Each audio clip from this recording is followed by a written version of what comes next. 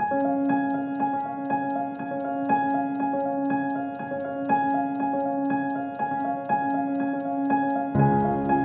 started its Healthy Farms Clean Water program back in 2005 as a strategy to help ag and farmers become more economically viable by reducing chemical use and trying to increase riparian buffers as part of our source protection strategy.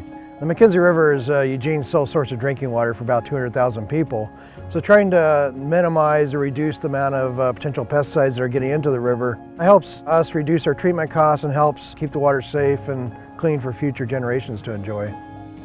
Pest control and pesticide control is very, very important going forward in agriculture. So it wasn't hard for us to start having the discussion with EWEB and with Oregon State regarding how do we go about the process of improving the water quality that runs past the farm. In 2012, the Eugene Water and Electric Board, in partnership with the Oregon Hazelnut Commission and Oregon State University, launched a field test to reduce pesticide use on McKenzie River Valley hazelnut orchards. Farmers typically use a chemical spray to control filbert worm, which can destroy the value of the crop. During the field tests, OSU researchers flooded the airspace above the orchards by deploying plastic strips impregnated with a synthetic sex pheromone. This confuses the male filbert moth, which is then unable to find and mate with the female. The technique is known as mating disruption. You're trying to confuse the mating of the moths. And we do that by filling the airspace of the orchard with the sex pheromone. And so to do that, we have these plastic dispensers which are impregnated with a synthetic version of the sex pheromone. When the whole airspace is filled with that plume of pheromone, he can't find the edge, and so he just wanders around until he runs out of energy and gives up. No mating occurs, and she cannot lay fertile offspring, and the population is reduced.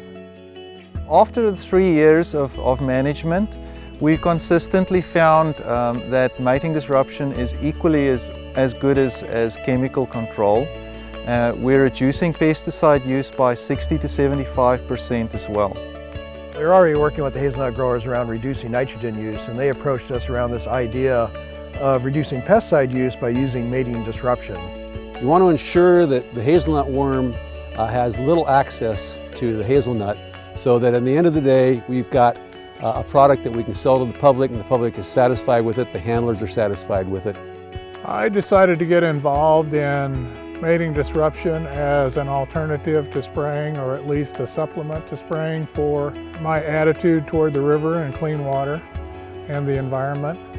None of us like to spray.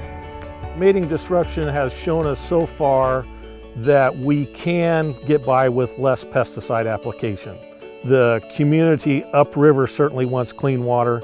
The people in Eugene want clean water. We want to protect those assets and resources that are available to us. The way to respect the river is to manage the farm properly, which includes very close monitoring of any pesticides and herbicides that we put into the orchard and not to be over-aggressive. Any kinds of fertilizer that we put on this orchard to make sure that we're not being over-aggressive. And so in preparation for that, we had conversations with EWEB about what we should be doing and what we shouldn't be doing. I think if you're looking at filbert worm management, growers are using about 1 spray per season. So if you're reducing that by 60 to 75%, that's a significant reduction. There are growers in the northern part of the valley that are taking this program and putting it in place, monitoring themselves, and trying it out because they want to do a better quality job also. We're always looking for alternatives, and this is an alternative. This is a good alternative in the sense of trying to raise a crop without polluting the environment. It's a benefit that EWEB takes part in doing that. Our 3-year pilot with the Oregon State University and the hazelnut growers testing this concept of mating disruption really showed amazing results. It helps us reduce our treatment costs and helps keep the water safe and clean for future generations to enjoy.